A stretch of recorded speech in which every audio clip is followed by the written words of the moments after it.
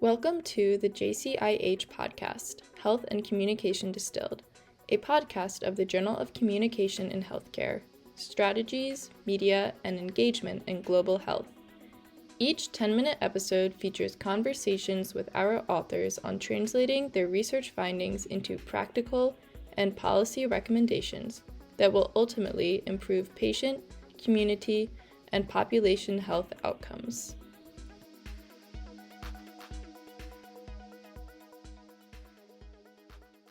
Welcome to a new episode of the JCIH podcast, Health and Communication Distilled. My name is Nikita Boston Fisher, and I am the Senior Editorial Assistant for the journal. Today we have with us Assistant Professor Sining Kong, and we are discussing her journal article, How Sympathy and Fear Mediate the Interplay Between Benefit and Scarcity Appeal Organ Donation Messages, which we published online on the 11th of June, 2022. Welcome, Professor Kong. Thank you so much for being here with us today.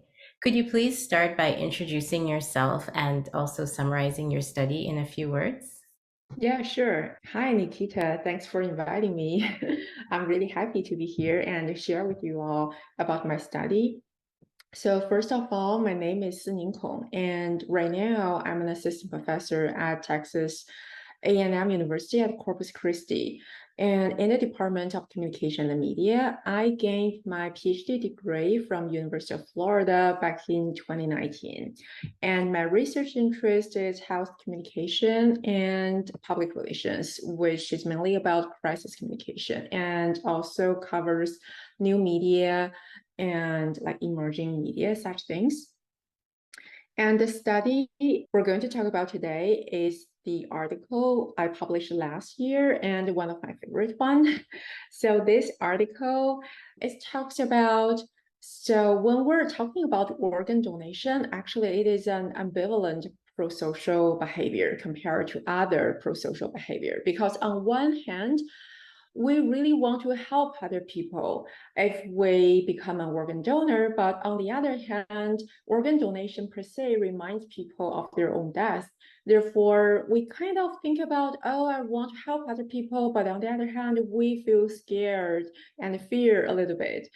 So because of that, organ donation kind of reflects both self-benefit and other benefit appeal. Other benefit appeal is more like altruistic driven appeal to help others, but self-benefit is that some people consider organ donation as a way to survive after death, and also it is another way to gain respect and from the friends and to achieve the self-worth. Therefore, this study focuses on the benefit appeal message, benefit appeal, which emphasize your self-worth and how other people are going to respect you, and also other benefit. It emphasizes how you're going to help other people by becoming an organ donor. And at the same time, we always short of organ donors. We don't have enough donors, actually. So organ donation per se reflects scarcity.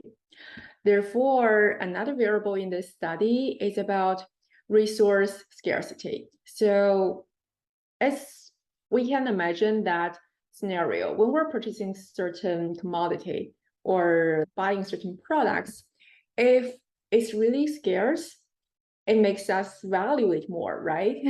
Even though organ is not a commodity or a product, still, since it's not enough, people are going to value it more when we're reminded, oh, we don't have enough organs to save people.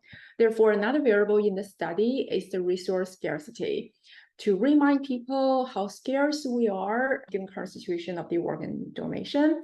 And another variable is to not remind people the scarcity of the organ donation. And so basically it's a 2x2 experimental design, benefit appeal message, and a resource scarcity. And the finding also discovered sympathy and fear can be respectively mediate the underlying process of two different routes. So later we can talk more about it. Thank you. Very interesting.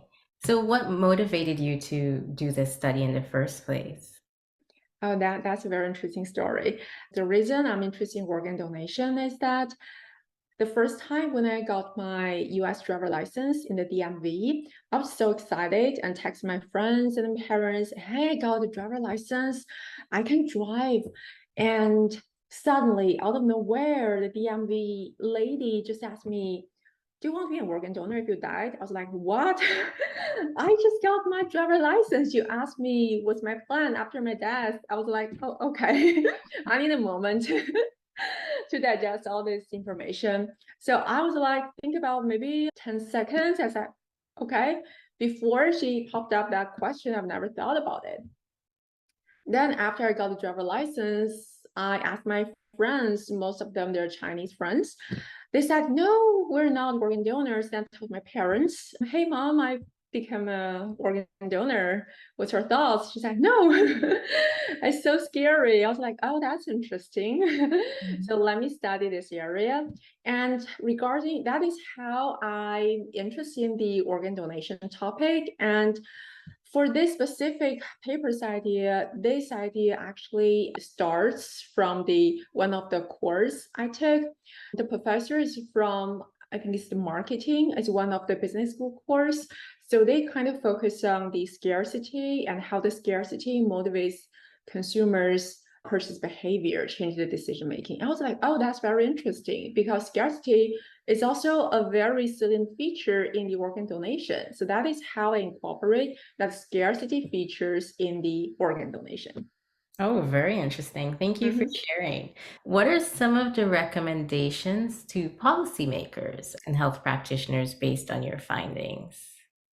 Yes, for the policymakers, I think maybe they should focus on more like various dimensions to promote the campaign. Like right now, it's more like the message level. We're creating different types of message strategies. And maybe like right now, we're having more advanced technology. Maybe later they can focus more on the audience's perspective because different people, they have different preferences, either for media usage preferences or message acceptance preferences. And also another very interesting discovery I have is that when I ask my friends or my parents, my family, do you want to become an organ donor? They said no. But when I ask them, if you're in a very critical condition, will you accept an organ to just save your life? They said, oh, yes, definitely. I was like, okay, that makes sense. So maybe for the policymakers, instead of only having that one-way communication style, they can have more like interactive campaign, like to make people consider organ donation is more self-relevant, not just, okay, I'm going to help other people. No, you're also going to benefit from the whole process. That's another thing.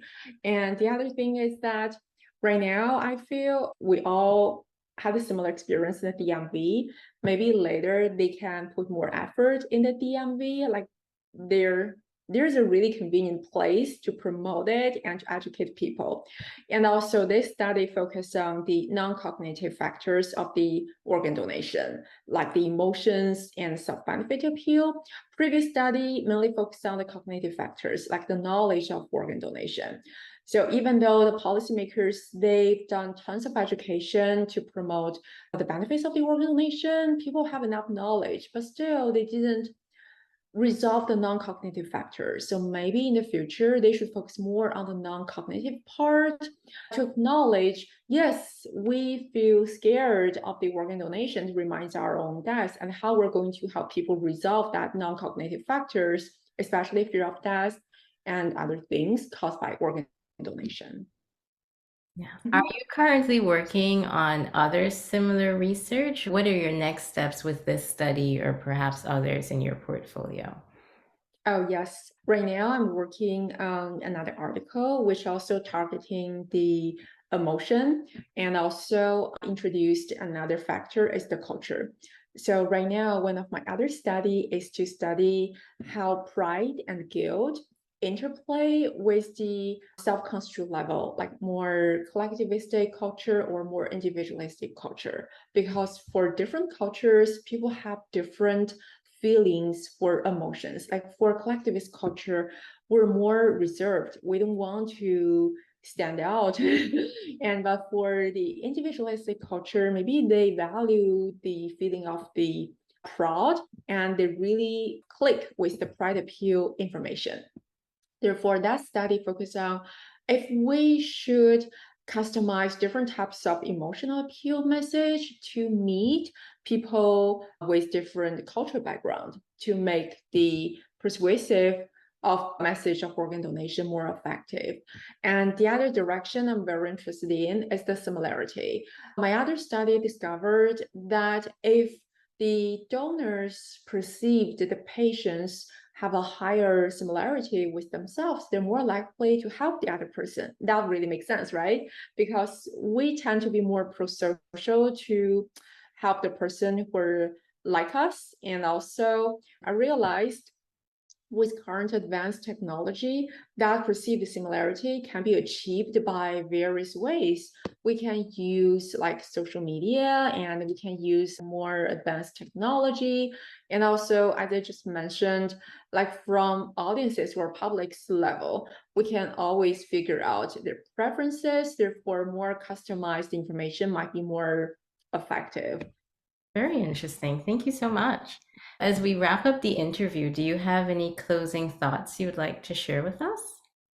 Yeah, I feel for the organ donation, it's a very interesting study, and I'm looking forward to have more like collaborations from like other scholars, and also to bring about like other concepts in this field to see if we can use other strategies to promote the organ donation rates. The other thing I want to share is that I really appreciate this opportunity to share with you all, with all the audiences, and about my research. And I hope in the future we can have more like events or gathering like this to allow all the researchers to share their study and to have more like collaboration opportunities. Well, thank you so much, Dr. Kong, for agreeing to participate in our podcast. It was a pleasure having you and discussing your study further. Have a great rest of the day. You too. Thank you.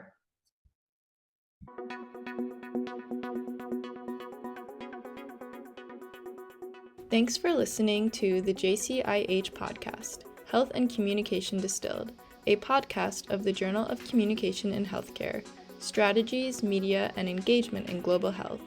Follow the journal on Twitter at JCIH Online for news about the articles we publish and other resources. That's JCIH Online on Twitter.